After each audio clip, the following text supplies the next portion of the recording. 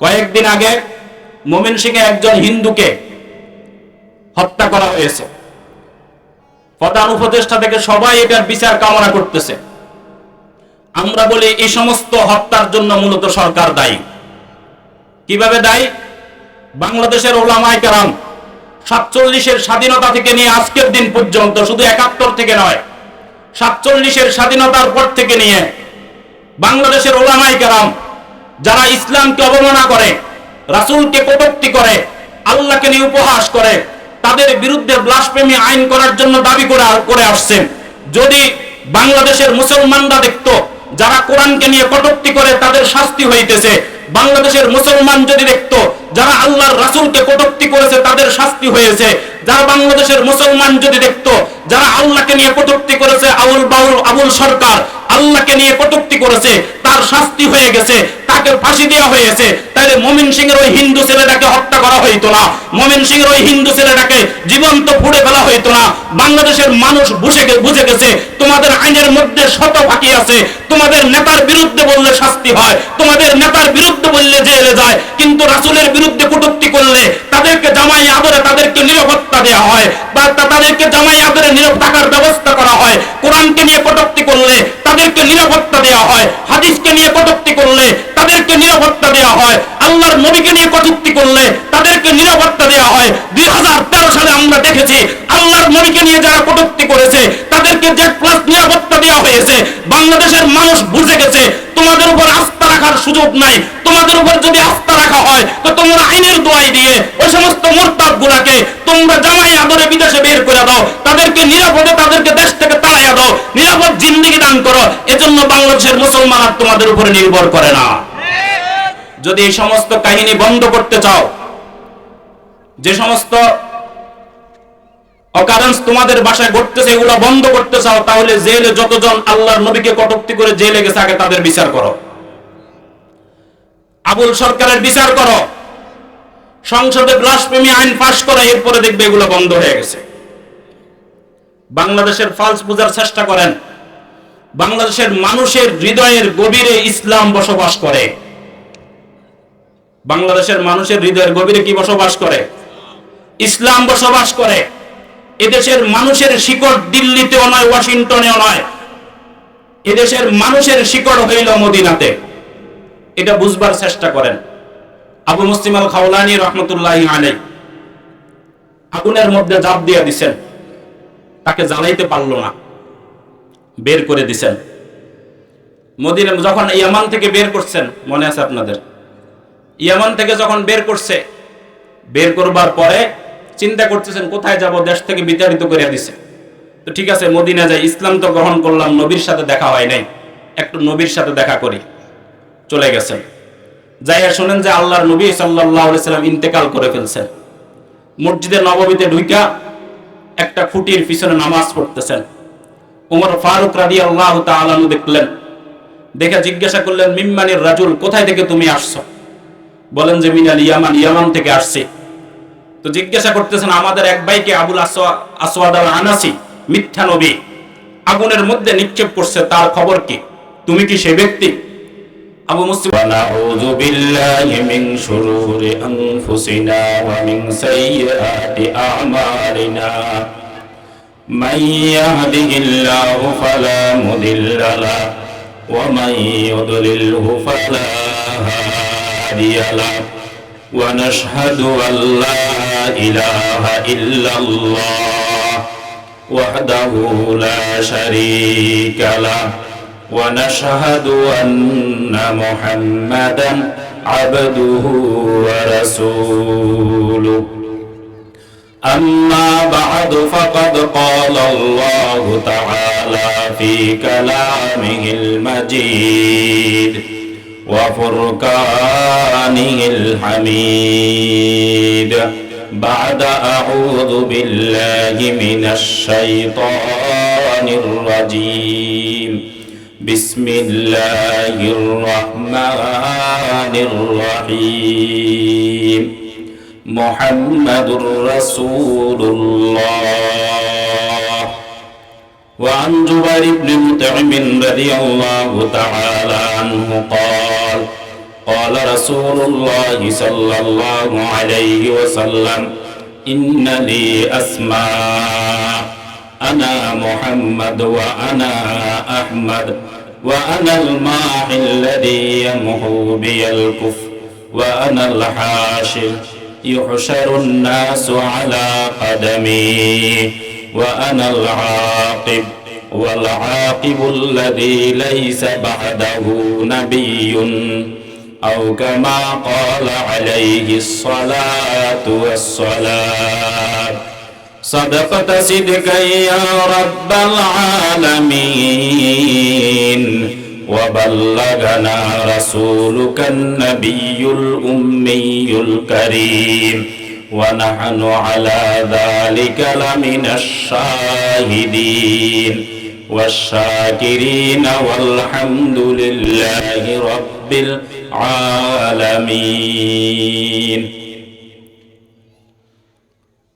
पाबंदी तकदीर के पाबंदी अहकाम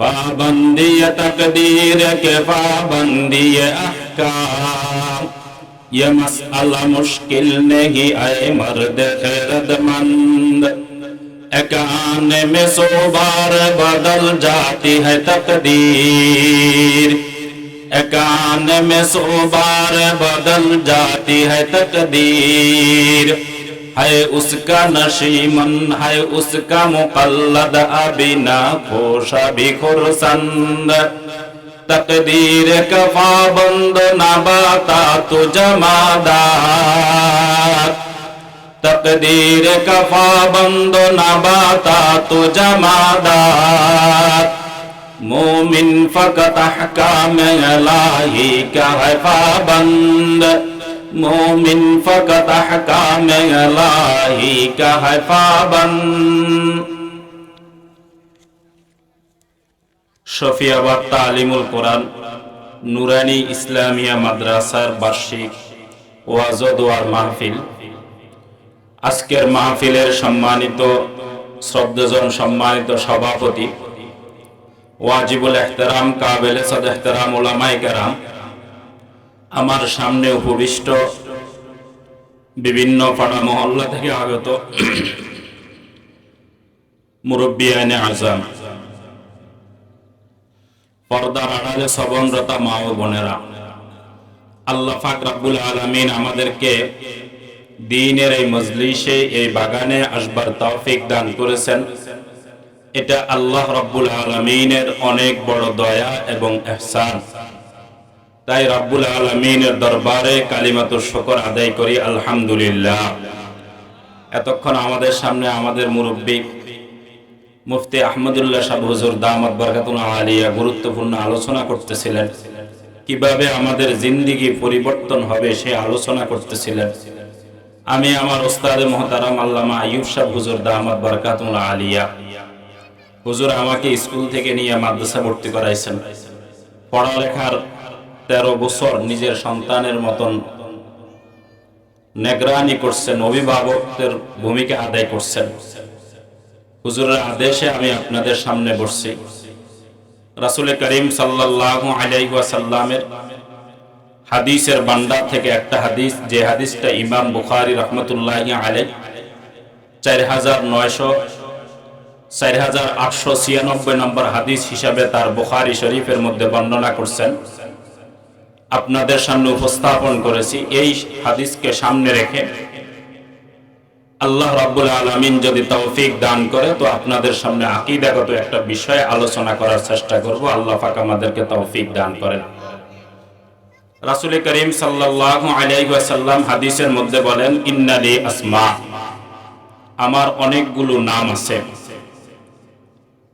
আমার অনেকগুলো নাম আছে। এই হাদিসের ব্যাখ্যা করতে গিয়ে মুহাদ্দিসিনে কেরাম বলেন, আল্লাহ পাক রব্বুল আলামিনের যেভাবে 99 নাম আছে, ঠিক তেমনি ভাবে রাসূল করিম সাল্লাল্লাহু আলাইহি ওয়াসাল্লামেরও 99টি নাম আছে।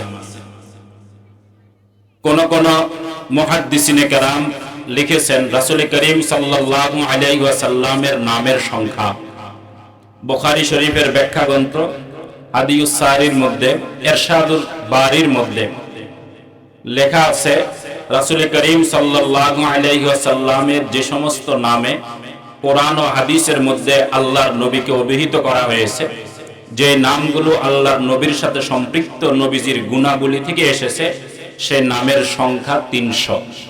কত? 300। কেউ কেউ বলেন রাসূল করিম সাল্লাল্লাহু আলাইহি ওয়াসাল্লামের নামের সংখ্যা 1000। কতগুলো? 1000। কেন আল্লাহর নবীর এত নাম? এত বেশি নাম হওয়ার কারণ আরবিতে একটা প্রবাদ বাক্য আছে, কাসরাতুল আসমাই তাদুল্লু আলা শারফিল মুসাম্মা। নাম তখনই বেশি হয় যখন একজন মানুষের গুণাবলী বেড়ে যায়, একজন মানুষের মর্যাদা, সম্মান, পজিশন যদি বেড়ে যায়, তাহলে তার নামের সংখ্যাও দিন দিন বাড়তে থাকে। আপনার সন্তান হইল, নাম রাখছেন আব্দুল্লাহ, এবার এই আব্দুল্লাহ আস্তে আস্তে বড় হইল, মাদ্রাসায় ভর্তি করাইছেন, ভর্তি করানোর পরে সে হাফেজ হয়েছে, এবার তার নাম আরেকটা বাড়তেছে, হাফেজ আব্দুল্লাহ। হেফজখানা থেকে এবার কিতাবখানা গেল, কিতাবখানা যাওয়ার পরে এরপরে সে আলেম হইল, আলেম হওয়ার পরে নাম আরেকটা বাড়ছে, হাফেজ মাওলানা আব্দুল্লাহ। আলেম হওয়ার পরে এখানে সে শেষ করে নাই, এবার সে ইফতা পড়তে গেছে, মুফতি হয়েছে, এবার তার নামের সাথে আরেকটা শব্দ যোগ হয়েছে, হাফেজ মাওলানা মুফতি আব্দুল্লাহ। এবার ইফতা শেষ করার পরে উলুমুল হাদিস পড়ছে, হাদিস নিয়ে গবেষণা করছে, 2 বছর 3 বছর গবেষণা করবার পরে তার আরেকটা নাম বাড়ছে, হাফেজ মাওলানা মুফতি মুহাদ্দিস আব্দুল্লাহ। এটাও শেষ হয় নাই, এরপরে সে তাফসীর পড়তে গেছে, কোরআনে কারীমের ব্যাখ্যা পড়ার জন্য গেছে, তাফসীর পড়ছে, এবার তার নাম আরেকটা বাড়ছে, হাফেজ মাওলানা মুফতি মুহাদ্দিস মুফাসসির আব্দুল্লাহ। এখানে সে শেষ করে নাই, এবার সে এক মাদ্রাসার মুহতামিম হয়েছে, তখন তার নামের সাথে আরেকটা শব্দ বাড়ছে, এবার সে এক মাদ্রাসার শাইখুল হাদিস হয়েছে, এবার তার নামের সাথে আরেকটা শব্দ বাড়ছে, এবার সে যদি পরবর্তীতে চেয়ারম্যান হয় তো নামের সাথে আরেকটা শব্দ বাড়ে। এভাবে তার যোগ্যতা আর তার সম্মান যত বাড়বে, নামও তার তত বেশি হইতে থাকবে। এজন্য বলা হয় কাসরাতুল আসমাই তাদুল্লু আলা শারফিল মুসাম্মা। যার নাম যত বেশি তার সম্মান তত বেশি। আল্লাহ রাব্বুল আলামিন আদম আলাইহিস সালাতু ওয়াস সালাম থেকে নিয়ে আমাদের পর্যন্ত যত মানুষ সৃষ্টি করেছেন, এবার সেই মানুষ যেই দিকেরই হোক না কেন এবং কিয়ামত পর্যন্ত যত মানুষ আল্লাহ পাক রব্বুল আলামিন সৃষ্টি করবেন, আদম আলাইহিস সালাতু ওয়াস সালাম থেকে নিয়ে কিয়ামত পর্যন্ত যত মানুষ আসবেন, সমস্ত মানুষ থেকে সর্বোত্তম মানুষ, সবচেয়ে সম্মানিত মুআজ্জাজ মুকাররম মানুষ হইল আমার আপনার নবী আকায়ে মাদানী তাজেদারে মদিনা মুহাম্মদ মুস্তাফা সাল্লাল্লাহু আলাইহি ওয়াসাল্লাম হলো সর্বশেষ নবী। এজন্য নবীজির নামের সংখ্যাও বেশি। নবীজির নামের সংখ্যাও কি?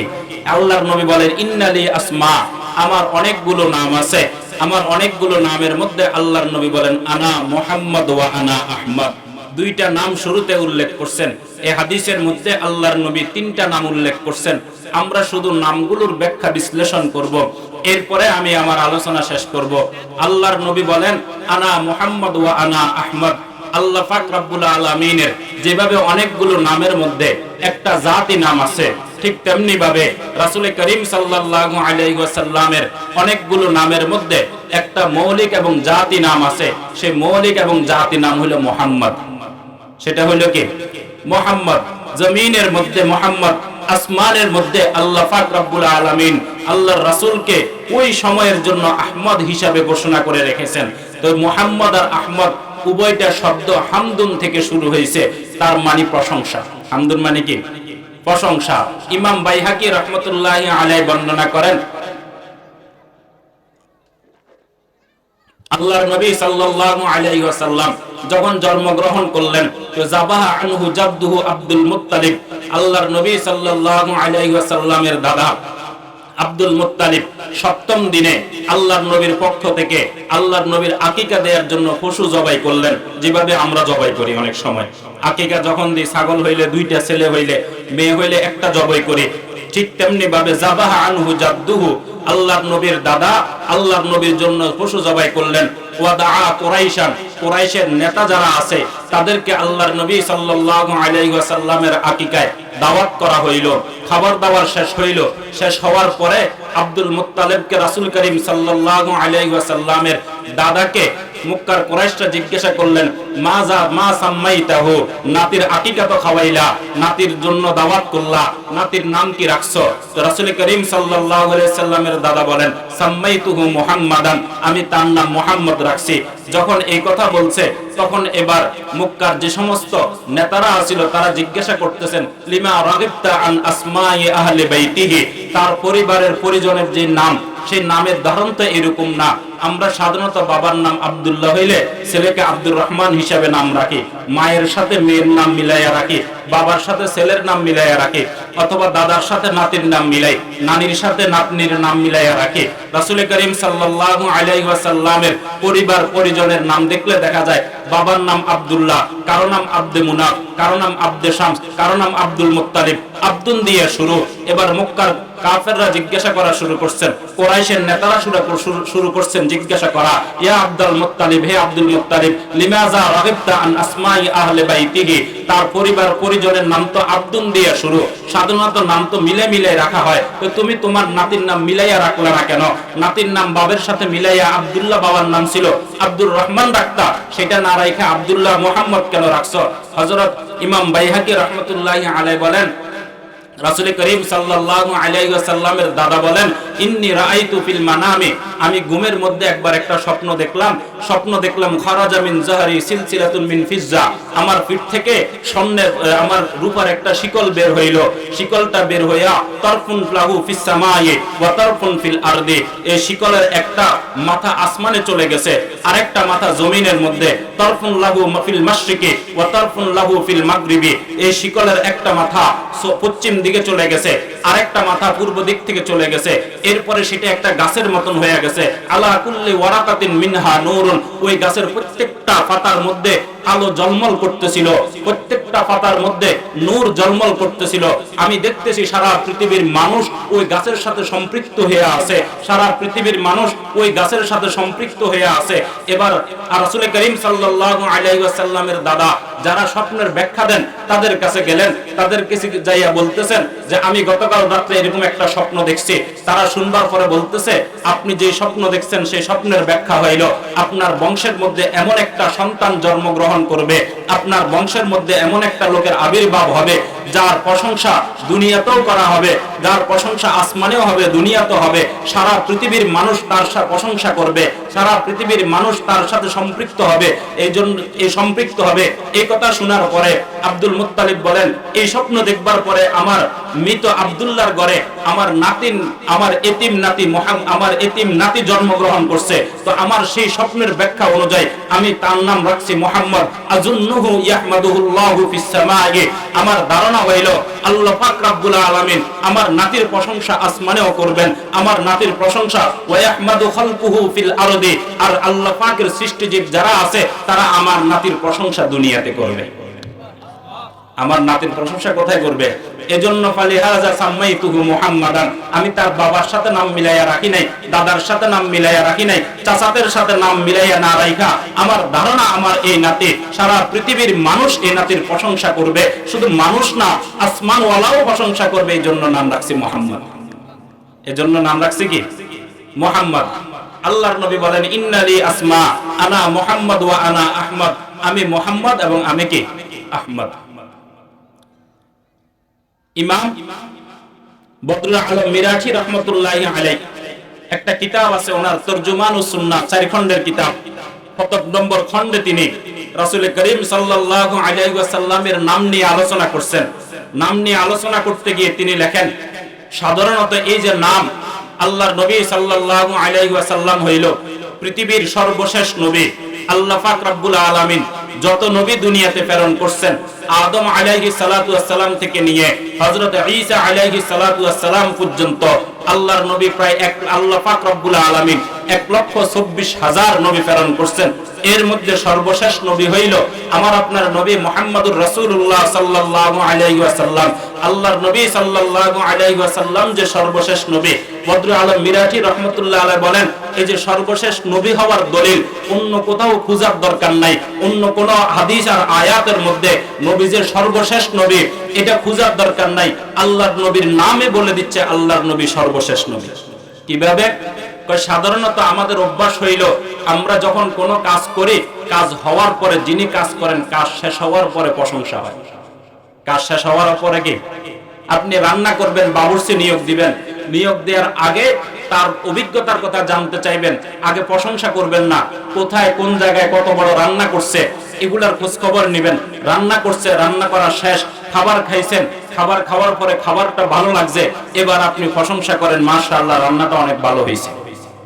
প্রশংসাটা কখন হয়? শেষে হয়। প্রশংসাটা কখন হয়? শেষে হয়। যে কোনো কাজের প্রশংসা সব সময় শেষে হয়, শুরুতে প্রশংসা হয় না।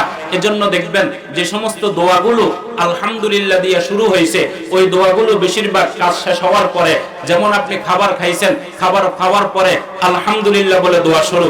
আপনি ঘুমাইছেন, ঘুম শেষ হয়েছে, ঘুম থেকে যখন উঠেন তখন কি দোয়া পড়েন? আলহামদুলিল্লাহিল্লাযী আহইয়ানা বা'দা মা আমাতানা ওয়া ইলাইহিন নুশুর।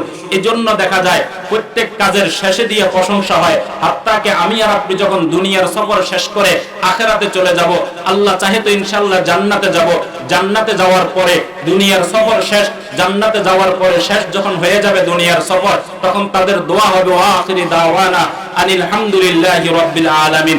সর্বশেষ একেবারে মানুষের ইতিটা হয় আলহামদুলিল্লাহ দিয়া।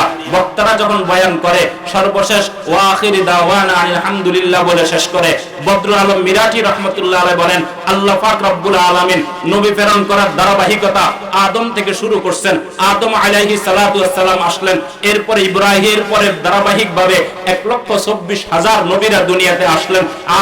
আদমের পরে ধারাবাহিক যে সমস্ত নবীগুলো আসছেন, আস্তে আস্তে সর্বশেষ ঈসা আলাইহিস সালাতু ওয়াস সালামের পরে আমার আপনার নবী মুহাম্মদুর রাসূলুল্লাহ সাল্লাল্লাহু আলাইহি ওয়াসাল্লামকে প্রেরণ করলেন। প্রেরণ করে সর্বশেষ নবীর নাম মুহাম্মদ রাইখা দিয়েছেন। আল্লাহ পাক রব্বুল আলামিন বুঝাইতে চাইছেন, আমি নবুয়তের ধারাবাহিকতা আদম থেকে শুরু করলাম, মুহাম্মদ দিয়ে শেষ করলাম। এই যে ধারাবাহিকতা, এখানে আমি সর্বশেষ প্রশংসা দিয়ে শুরু শেষ করে দিলাম, আর মুহাম্মদ নাম রেখে দিলাম।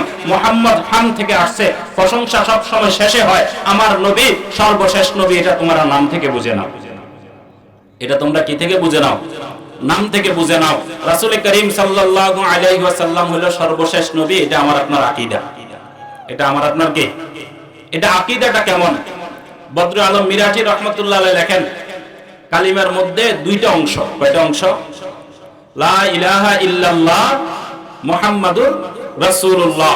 লা ইলাহা ইল্লাল্লাহ মুহাম্মাদুর রাসূলুল্লাহ। কোন ব্যক্তি যদি লা ইলাহা ইল্লাল্লাহ মুহাম্মাদুর রাসূলুল্লাহ কালিমার একটা অংশ না মানে, তাহলে সে কাফের, সে মুসলমানের অন্তর্ভুক্ত নয়। অনুরূপভাবে কোন ব্যক্তি লা ইলাহা ইল্লাল্লাহ মানছে কিন্তু মুহাম্মাদুর রাসূলুল্লাহ মানে নাই, তাহলে সে মুসলমান না কাফের? বুঝেন না আপনারা? লা ইলাহা ইল্লাল্লাহ মানছে কিন্তু মুহাম্মাদুর রাসূলুল্লাহ মানে নাই, তাহলে সে কি হবে? কাফের হবে। এজন্য আমরা বলি হিন্দুরাও কাফের। হিন্দুরাও কি? কাফের। আমাদের কোন কোন ইসলামী স্কলার আছে, তো হিন্দুদেরকে কাফের বলা যাবে না। কেন বলা যাবে না? কই হিন্দুরা তো এক আল্লাহকে মানে, এজন্য তাদেরকে মুশরিক বলা যাবে, কাফের বলা যাবে না। ওদেরকে ভালো করে গবেষণা করা দরকার, ভালো করে গবেষণা করে পড়াশোনা করে মঞ্চে কথা বলা দরকার। যারা লা ইলাহা ইল্লাল্লাহ এটাকে মানবে না তারাও কাফের, যারা মুহাম্মাদুর রাসূলুল্লাহকে মানবে না তারাও কাফের। তারাও কি? হিন্দুদেরকে কাফের বলা যাবে, শুধু বলা যাবে না, বরঞ্চ হিন্দুরা কাফের এটাই নিচ্ছে। মুশরিকও আবার কি? কাফেরও। তো বদরুল আলম মিরাজি রাহমাতুল্লাহ আলাইহি বলেন, লা ইলাহা ইল্লাল্লাহ এই অংশটা যদি কেউ না মানে, তাহলে সে যেমন কাফের। কেউ লা ইলাহা ইল্লাল্লাহ মানছে কিন্তু মুহাম্মাদুর রাসূলুল্লাহ মানে নাই, তাও কি? এবার তিনি বলেন, কোন ব্যক্তি লা ইলাহা ইল্লাল্লাহ মানছে, মুহাম্মাদুর রাসূলুল্লাহ মানছে, কিন্তু মুহাম্মাদুর রাসূলুল্লাহকে সর্বশেষ নবী মানে নাই। কি মানে নাই? সর্বশেষ নবী মানে নাই। খাতামুন নবিয়্যিন মানে নাই, সর্বশেষ নবী মানে নাই। তো লা ইলাহা ইল্লাল্লাহ না মানার কারণে যেমনি ভাবে কাফের হয়, মুহাম্মাদুর রাসূলুল্লাহ না মানার কারণে যেমনি ভাবে কাফের হয়, ঠিক তেমনি ভাবে লা ইলাহা ইল্লাল্লাহ মানছে, মুহাম্মাদুর রাসূলুল্লাহ মানছে, কিন্তু আমার আপনার নবী মুহাম্মাদুর রাসূলুল্লাহকে খাতামুন নবিয়্যিন, খাতামুল মুরসালিন, সর্বশেষ নবী মানে নাই। তো লা ইলাহা ইল্লাল্লাহ না মানার কারণে যেমনি ভাবে কাফের, মুহাম্মাদুর রাসূলুল্লাহ মানছে কিন্তু খাতামুন নবিয়্যিন মানে নাই, তেমনি ভাবে কাফের। এজন্য আমরা আমরা বলি বাংলাদেশে যে সমস্ত কাদিয়ানীরা বসবাস করে, আহমদিয়া মুসলিম জামাত নিয়ে যারা বসবাস করে, যাদেরকে আহমদিয়া মুসলিম জামাত বলা হয়, আহমদিয়া মুসলিম জামাত বলতে কোন মুসলমানের অস্তিত্ব পৃথিবীর বুকে নাই। হিন্দুরা যেভাবে কাফের, কাদিয়ানীরাও সেভাবে কাফের, খ্রিস্টানরা যেভাবে কাফের, কাদিয়ানীরাও কাফের, বৌদ্ধরা যেভাবে কাফের, কাদিয়ানীরাও কাফের, সাকমারা যেভাবে কাফের, কাদিয়ানীরাও সেভাবে কাফের, শিখরা যেভাবে কাফের, কাদিয়ানীরাও কাফের, শান্তরা যেভাবে কাফের,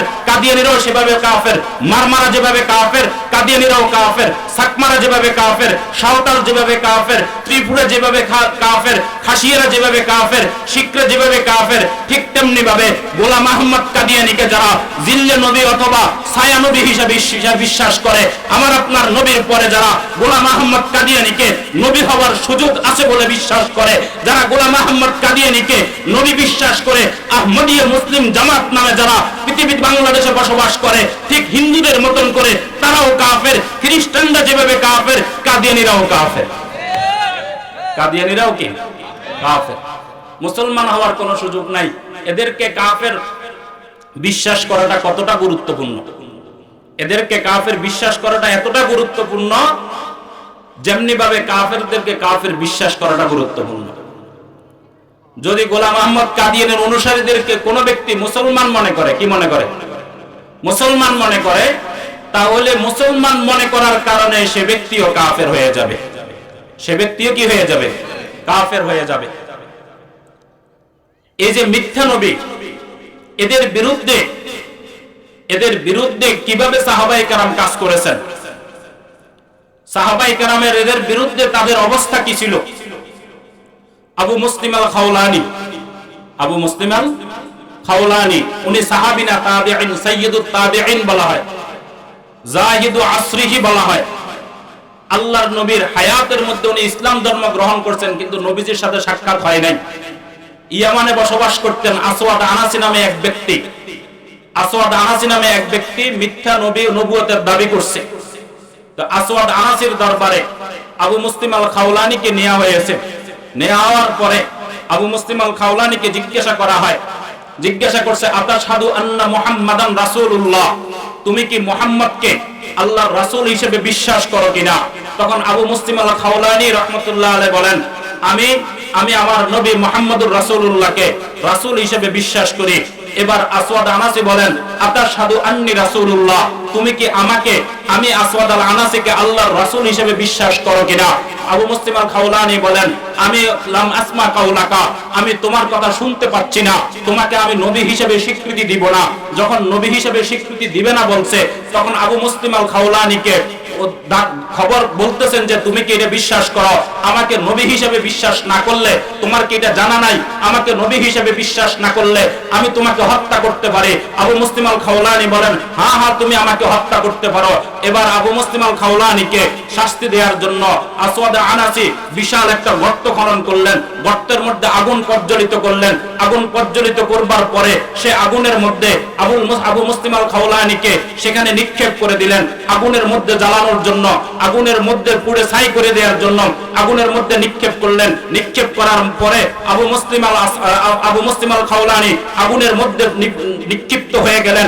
আসওয়াদ আনাসি তার সৈন্যবাহিনী সহ, তার সভাসদ সহ সেখানে বসা আছেন, অপেক্ষা করতেছেন। হয়তো আবু মুসলিম আল খাওলানি আগুন থেকে চিৎকার দিয়ে বলবে, আমি তোমাকে নবী হিসেবে বিশ্বাস করে নিলাম, আমাকে বাঁচাও, আমাকে বাঁচাও। এই চিৎকার শোনার জন্য বসে আছে। অথবা তারা যাইয়া দেখবে আবু মুসলিম আল খাওলানি সেখানে জ্বলে পুড়ে ছাই হয়ে গেছে। কিছুক্ষণ অপেক্ষা করবার পরে যখন কোনো আওয়াজ কোনো শুনলো না, তখন তার বাহিনীকে, তার লোকদেরকে বলল, দেখো তো আগুনের মধ্যে কি হয়েছে।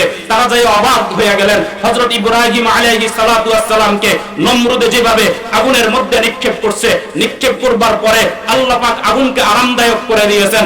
আগুন হযরত ইব্রাহিম আলাইহিস সালাতু ওয়াস সালামের একটা পশম যেভাবে জ্বালাইতে পারে নাই, ঠিক আবু মুসলিম আল খাওলানি আসওয়াদ আনাসির আগুনের মধ্যে বসে বসে হাসতেছেন, আগুন তার একটা পশমও জ্বালাইতে পারে নাই, তিনি আগুনের মধ্যে বসা আছেন। আসওয়াদ আনাসি উকি দিয়ে দেখেন আবু মুসলিম আল খাওলানি সেখানে হাসতেছেন, আগুন তার একটা পশমও জ্বালাইতে পারে নাই।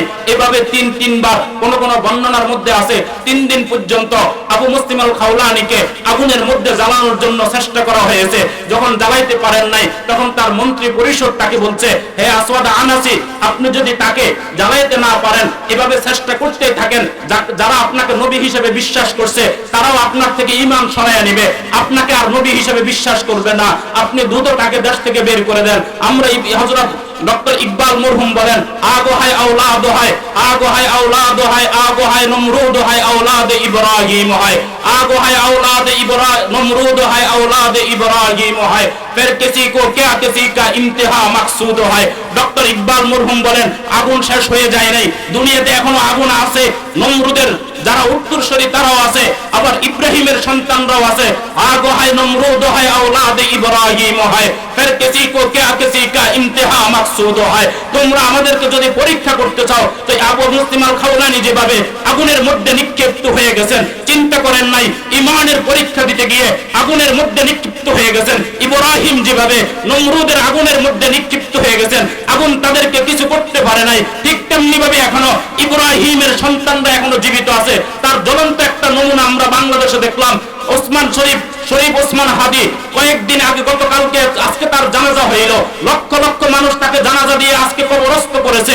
আর শরীফ ওসমান হাদি আমাদেরকে বলে দিচ্ছে, শরীফ ওসমান হাদির জীবনী যদি আমরা বিশ্লেষণ করে দেখি, আজকে সারা বাংলাদেশের মানুষ তার জন্য পাগল হয়ে গেছে কেন, সারা বাংলাদেশের মানুষ তার জন্য কান্না করে কেন? এমন বহু মানুষ কান্না করতেছে যার সাথে কখনো শরীফ ওসমান হাদির দেখাও হয় নাই, যার সাথে কোনোদিন শরীফ ওসমান হাদির সাক্ষাৎ হয় নাই, কোনোদিন একটা শব্দ তার সাথে কথা হয় নাই, রক্তের কোনো সম্পর্ক লাগে না, ভাই লাগে না, বাবা লাগে না, মেয়ে লাগে না, কিছুই লাগে না। বহু নারী পুরুষ সারা বাংলাদেশে তার জন্য কাঁদতেছে। কেন কাঁদতেছে? রাজনীতি করে এই জন্য কাঁদে নাই। বাংলাদেশে হাজারো মানুষ রাজনীতি করে, স্বাধীনতার পর থেকে নিয়ে বহু রাজনৈতিকবিদ মারা গেছেন, তাদেরকে হত্যা করা হয়েছে, বহু রাজনীতিবিদকে হত্যা করা হয়েছে, তাদের জন্য বাংলাদেশের মানুষ কান্না করে নাই। শরীফ ওসমান হাদির জন্য কান্না করে কেন? শরীফ ওসমান হাদি শুধু রাজনীতি করে নাই, তার মুখ দিয়ে সে উলামায়ে কেরামের কথা বলছে, তার মুখ দিয়ে সে কোরআনের কথা বলছে, তার মুখ দিয়ে সে ইসলামের কথা বলছে, তার মুখ দিয়ে সে ইসলামী সংস্কৃতির কথা বলছে। ইসলামের কথা বলার কারণে, কোরআনের কথা বলার কারণে, উলামায়ে কেরামের কথা বলার কারণে যখন সরকার শাপলা চত্বরের হত্যার জন্য কমিশন গঠন করতে যখন গড়িমসি করতেছিল, ইনকিলাব মঞ্চ থেকে শরীফ ওসমান হাদি বজ্রকণ্ঠে হুঙ্কার দেওয়া শুরু করেছিল। তার হুঙ্কারের কারণে সরকার বাধ্য হয়ে শাপলা চত্বরের গণহত্যার বিরুদ্ধে গণহত্যার তদন্ত করার জন্য সরকার তদন্ত কমিটি করতে বাধ্য হয়েছে। ইসলামের কথা বলার কারণে, কোরআনের কথা বলার কারণে, ইসলামী সংস্কৃতির কথা বলার কারণে, ন্যায় ও ইনসাফের কথা বলার কারণে কোনোদিন সাক্ষাৎ হয় নাই, আর কোনোদিন দেখাও হয় নাই। এর পরেও সারা বাংলাদেশের মানুষ তার জন্য কাঁদে। এটা হলো ওই কারণে রাজনীতি করে, এই জন্য কারণে বহু রাজনীতিবিদ মারা গেছে, মিষ্টি বিতরণ হয়েছে, আমরা জানা আছে ইতিহাস, জানান না আপনারা? বহু রাজনীতিবিদ মারা গেছে এদেশে, আনন্দ মিছিল বের হয়েছে, মিষ্টি বিতরণ হয়েছে। রাজনীতি করে এই জন্য সারা বাংলাদেশের মানুষ কাঁদে না। বয়স কত? 32 বছরের একটা ছেলে, আমাদের চেয়ে বয়স কম, 32 বছরের একটা ছেলে, তার জন্য সারা বাংলাদেশের মানুষ কাছে আজকে দেখেন এমন জানাজা বাংলাদেশের ইতিহাসে হয় নাই। এই জানাজা বাংলাদেশের ইতিহাসে কেউ দেখে নাই। এজন্য যারা রাজনীতি করে আমরা কোন দলকে ইন্ডিকেট করবো না অথবা কাউকে বলবো না। তোমরা বাংলাদেশের মানুষের ফালস বুঝার চেষ্টা করো। এদেশের মানুষের ফালস হলো কোরআন ও হাদিস আর ইসলাম, ফালস হলো কোরআন ও হাদিস আর ইসলাম। হয়তো বহু মানুষ আছে কোনোদিন মসজিদে যায় না, এমন বহু মানুষ আছে কোনোদিন হয়তো রোজা রাখারও সুযোগ হয় নাই, এমন বহু মানুষ আছে কোনোদিন মাদ্রাসা পড়ে নাই, কিন্তু তার সামনে যখন রাসূলের বিরুদ্ধে কটূক্তি করা হয়, তার সামনে যখন কোরআনকে নিয়ে উপহাস করা হয়, তার সামনে যখন কোরআনকে নিয়ে ব্যঙ্গ করা হয়, তখন সে নামাজ পড়ে কি পড়ে না সেটা বিচার করে না, তখন সে মাদ্রাসায় ছেলে পড়ে কি পড়ে না সেটা বিচার করে না, মাদ্রাসার ছাত্র কি ছাত্ররা সেটা বিচার করে না, ওইখানে সে গর্জন দিয়ে ওঠে। কয়েকদিন আগে ময়মনসিংহে একজন হিন্দুকে হত্যা করা হয়েছে। প্রধান উপদেষ্টা থেকে সবাই এটার বিচার কামনা করতেছে। আমরা বলি এই সমস্ত হত্যার জন্য মূলত সরকার দায়ী। কিভাবে দায়ী? বাংলাদেশের উলামায়ে কেরাম 47-এর স্বাধীনতা থেকে নিয়ে আজকের দিন পর্যন্ত, শুধু 71 থেকে নয়, 47-এর স্বাধীনতার পর থেকে নিয়ে বাংলাদেশের ওলামায়ে কেরাম যারা ইসলামকে অবমাননা করে, রাসূলকে কটূক্তি করে, আল্লাহকে নিয়ে উপহাস করে, তাদের বিরুদ্ধে ব্লাসফেমি আইন করার জন্য দাবি করে আসছেন। যদি বাংলাদেশের মুসলমানরা দেখতো যারা কোরআনকে নিয়ে কটূক্তি করে তাদের শাস্তি হইতেছে, বাংলাদেশের মুসলমান যদি দেখতো যারা আল্লাহর রাসূলকে কটূক্তি করেছে তাদের শাস্তি হয়েছে, যারা বাংলাদেশের মুসলমান যদি দেখতো যারা আল্লাহকে নিয়ে কটূক্তি করেছে, আবুল সরকার আল্লাহকে নিয়ে কটূক্তি করেছে তার শাস্তি হয়ে গেছে, তাকে ফাঁসি দেওয়া হয়েছে, তাহলে ময়মনসিংহের ওই হিন্দু ছেলেটাকে হত্যা করা হইতো না, ময়মনসিংহের ওই হিন্দু ছেলেটাকে জীবন্ত পুড়ে ফেলা হইতো না। বাংলাদেশের মানুষ বুঝে গেছে তোমাদের আইনের মধ্যে শত ফাঁকি আছে, তোমাদের নেতার বিরুদ্ধে বললে শাস্তি হয়, তোমাদের নেতার বিরুদ্ধে বললে জেলে যায়, কিন্তু রাসূলের বিরুদ্ধে কটূক্তি করলে তাদেরকে জামাই আদরে তাদেরকে নিরাপত্তা দেওয়া হয়, বা তাদেরকে জামাই আদরে নীরব থাকার ব্যবস্থা করা হয়। কোরআনকে নিয়ে কটূক্তি করলে তাদেরকে নিরাপত্তা দেওয়া হয়, হাদিসকে নিয়ে কটূক্তি করলে তাদেরকে নিরাপত্তা দেওয়া হয়, আল্লাহর নবীকে নিয়ে কটূক্তি করলে তাদেরকে নিরাপত্তা দেওয়া হয়। 2013 সালে আমরা দেখেছি আল্লাহর নবীকে নিয়ে যারা কটূক্তি করেছে তাদেরকে জেড প্লাস নিরাপত্তা দেওয়া হয়েছে। বাংলাদেশের মানুষ বুঝে গেছে তোমাদের উপর আস্থা রাখার সুযোগ নাই, তোমাদের উপর যদি আস্থা রাখা হয় তো তোমরা আইনের দোয়াই দিয়ে ওই সমস্ত মুরতাদগুলোকে তোমরা জামাই আদরে বিদেশে বের করে দাও, তাদেরকে নিরাপদে তাদেরকে দেশ থেকে তাড়াইয়া দাও, নিরাপদ জিন্দেগি দান করো। এজন্য বাংলাদেশের মুসলমান আর তোমাদের উপরে নির্ভর করে না। যদি এই সমস্ত কাহিনী বন্ধ করতে চাও, যে সমস্ত অকারেন্স তোমাদের বাসায় ঘটতেছে এগুলো বন্ধ করতে চাও, তাহলে জেলে যতজন আল্লাহর নবীকে কটূক্তি করে জেলে গেছে আগে তাদের বিচার করো,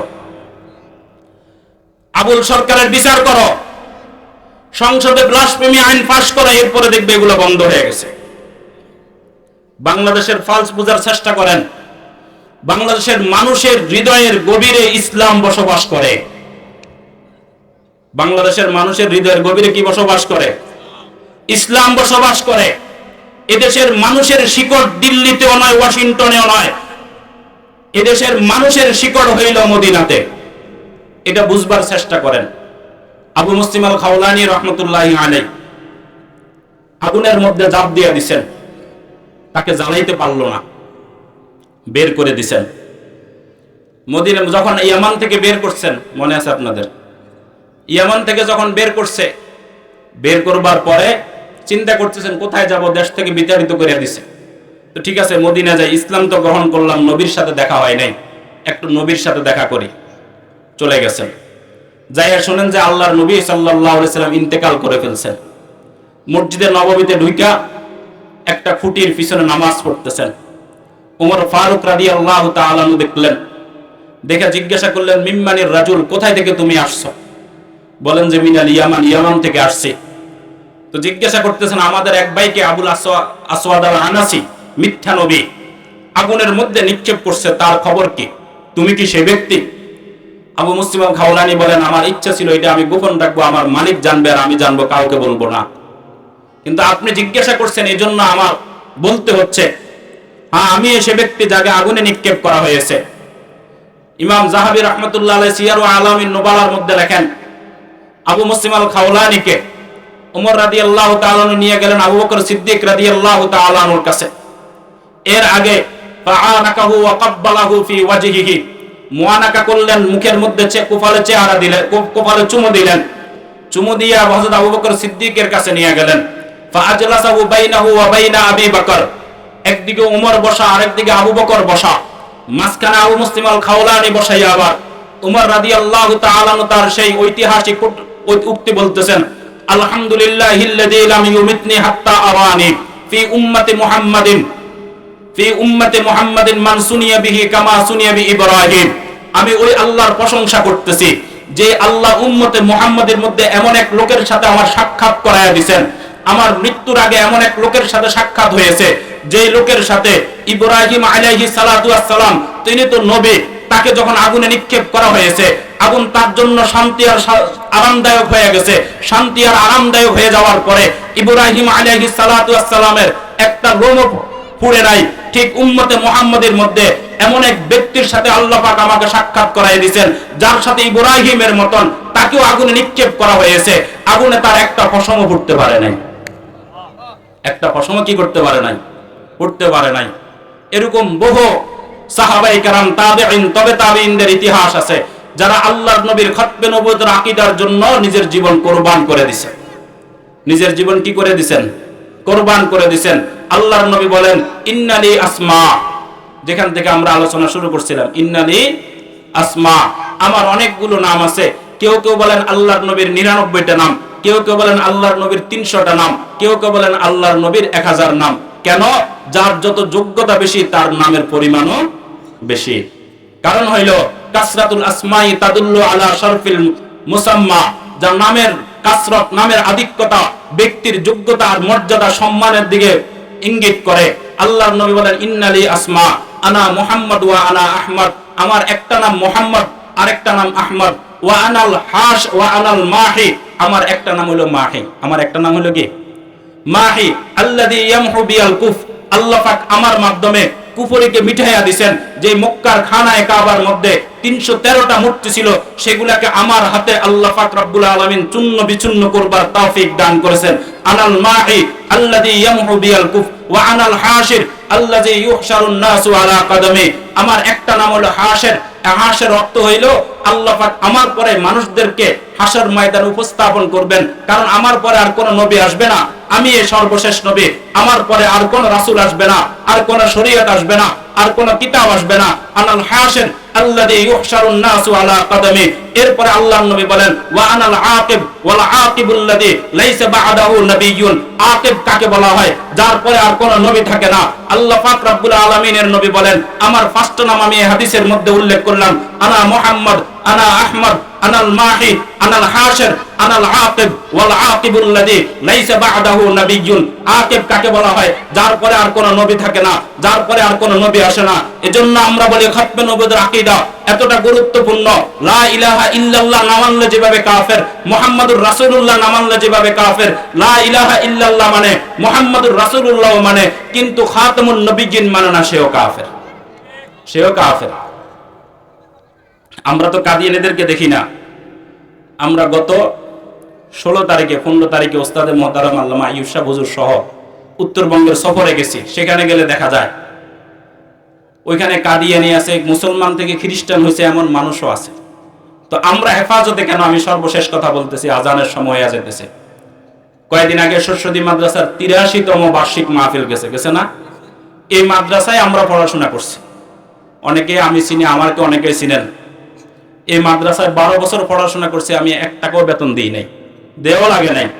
আমাদের ওস্তাদে মুহতারাম জাটিপাড়া হুজুর মাঝে মাঝে আমার পরীক্ষার ফিসটাও দিয়ে দিতেন। 12 বছর পড়াশোনা করছি, কিন্তু একটা প্রশ্ন জাগে, মাদ্রাসায় চাউল দিই, বাঁশও দিই, মাহফিলের সময় বাঁশ দিই না আমরা? এবার তো চাউল কালেকশন হয় নাই না, আমাদের উচিত ছিল মাদ্রাসা যাইয়া চাউল পৌঁছায় দেয়া। আমি যে মাদ্রাসায় থাকি, আমি যে মাদ্রাসায় আছি সোনারগাঁও উলুকান্দি মাদ্রাসা, ওই মাদ্রাসায় আমাদের কোনো ছাত্র যাইয়া কালেকশন করে না।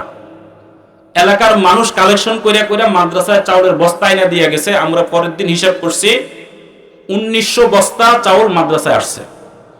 কত বস্তা? 1900 বস্তা চাউল আসছে। ওই মাদ্রাসার বয়স হলো 55 বছর, আর সরস্বতী মাদ্রাসার বয়স হলো 83 বছর। আমরা এলাকাবাসী যদি উদ্যোগ নিই, আগামী বছরগুলাতে মাদ্রাসার ওস্তাদরা 1 মুঠ 2 মুঠ চাউল কালেকশন ছাত্রদেরকে পাঠায়, এটা ছাত্ররা অনেক সময় লজ্জাবোধ করে। আমরা যদি নিজেরা উদ্যোগ নিই, প্রত্যেকটা সমাজ থেকে আমরা 10 বস্তা 20 বস্তা করে চাউল যদি ব্যবস্থা করে দিই মাদ্রাসায়, সম্ভব কি সম্ভব না? সম্ভব না? আমাদের লাভটা কি? লাভটা হইল, শুনেন, এই যে উলামায়ে কেরাম যারা এই সমস্ত মাদ্রাসাগুলোর মধ্যে আছে, উত্তরবঙ্গে গেলে দেখবেন অমুক জায়গায় খ্রিস্টান হয়ে গেছে, অমুক জায়গায় কাদিয়ানি হয়ে গেছে, অমুক জায়গায় অমুক ধর্মের মানুষ হিন্দু হয়ে গেছে মুসলমান থেকে, এরকম অহরহ ঘটে। আমাদের এইদিকে কাদিয়ানি আসে না কেন? আমাদের এখানে খ্রিস্টান মিশনারি আসে না কেন? কারণ হলো এই যে সরস্বতী মাদ্রাসার মতন বড় বড় মাদ্রাসা থাকার কারণে, আমাদের এলাকায় ওলামায়ে কেরাম থাকার কারণে, আল্লামা আইয়ুব শাহ হুজুরের মতন এরকম মানুষ পুরো উত্তরবঙ্গের মধ্যে খুঁজে পাওয়া মুশকিল, কিন্তু আমাদের ঘরে আছে, এই জন্য আমরা দাম দেই না। সরস্বতী মাদ্রাসায় যে সমস্ত মুহাদ্দিসিনরা হাদিসের দরজ দেয়, এগুলোকে সকাল বিকাল, ওনাদেরকে আমরা সকাল বিকাল দেখি, এজন্য আমরা দাম দিই না। আমরা চিন্তা করি ওনাদের ফায়দা কি, ওনাদের দ্বারা সমাজের উপকার কি হইতেছে, ওনাদের উপকার যেটা, সেটা নিয়ে আমি আপনি কখনো চিন্তাও করি নাই, খালি চোখে দেখা যায় না। ওনারা আছেন বলে আমি এখনো কাদিয়ানি হয়ে যাই নাই, ওনারা আছেন বলে বলে আমার কাছে খ্রিস্টান মিশনারি আসে না, ওনারা আছেন বলে আমাকে খ্রিস্টান মিশনারি আইসা খ্রিস্টান ধর্মের দাওয়াত দেয় না, ওনারা আছেন বলে আমাদের কাছে কাদিয়ানিরা আসে না। যদি সরস্বতী মাদ্রাসার মতন এরকম একটা প্রতিষ্ঠান যদি গড়ে না উঠতো, এখানকার ওস্তাদদের মতন মুহাক্কিক মুদাক্কিক বড় বড় উলামায়ে কেরাম যদি আমাদের অঞ্চলে না থাকতো, তাহলে কাদিয়ানিরা আইসা আমার আপনার ঈমান নষ্ট করতো, খ্রিস্টান মিশনারি আইসা আমাকে আপনাকে খ্রিস্টান বানাইতো, কুতুববাগীরা আইসা আমার আমল নষ্ট করতো, আহলে হাদিস আইসা আমার আমল নষ্ট করে যাইতো, সুন্নিরা আইসা আমার নবীর সুন্নত নষ্ট করে চলে যাইতো, আমার ঈমান নষ্ট হয়ে যাইতো, আমার আমল নষ্ট হয়ে যাইতো। সীমান্তের যে সমস্ত পাহারাদার বিজেপি আছে, তারা যেভাবে আমার সীমানাকে পাহারা দেয়, আমার সীমানার মধ্যে ভারতীয় সৈন্যবাহিনী যাতে আসতে না পারে, বিদেশ থেকে কিছু যাতে আসতে না পারে, এটা নিশ্চিত করে বিজেপি। ঠিক তেমনি ভাবে এক একজন আলেম আমার আকীদার সীমানার পাহারা দেয়, আমার ঈমানের সীমানার পাহারাদার, আমার আমলের সীমানার পাহারাদার। এই যে মাদ্রাসাগুলো, এক একটা মাদ্রাসা আমার ঈমানের যারা সীমানা পাহারা দেয়, তাদেরকে ট্রেনিং দেওয়ার জন্য এই মাদ্রাসাগুলো, এক একটা ক্যাম্প। এই মাদ্রাসা শুধু মাদ্রাসা নয়, এগুলো ঈমান পাহারাদারির ক্যাম্প, এগুলো আমল পাহারাদারির ক্যাম্প। এই মাদ্রাসাগুলো আছে বলে আমার ঈমান এখনো ঠিক আছে, এই মাদ্রাসাগুলো আছে বলে আমার আমল এখনো ঠিক আছে, এই মাদ্রাসাগুলো আছে বলে আমার আকীদা এখনো ঠিক আছে, এই মাদ্রাসা আছে বলে কাদিয়ানি আমার কাছে আসে না, এই সরস্বতী মাদ্রাসা আছে বলে খ্রিস্টান মিশনারি আমার কাছে আসে না, এই মাদ্রাসা আছে বলে সুন্নিরা এসে আমার আমল নষ্ট করে না, এই মাদ্রাসা আছে বলে আহলে হাদিস এসে আমার আমল নষ্ট করে না। এজন্য মাদ্রাসাগুলোর রাহাবারি করবো ইনশাআল্লাহ। আমরা যদি চেষ্টা করি, এবছর চাউল কালেকশন হয়নি, আগামী বছর ইনশাআল্লাহ চাউল কালেকশন আমরা করে নিয়ে দিয়ে আসবো ইনশাআল্লাহ। কি বলেন ইনশাআল্লাহ? আল্লাহ পাক আমাদের সবাইকে তৌফিক দান করেন। ফাসাতাযকুরুনা মা আকুলু লাকুম ওয়া উফাব্বিজু আমরি ওয়া আমরাকুম ইলাল্লাহ ওয়াল্লাহু সামিউম বিল ইবাদ।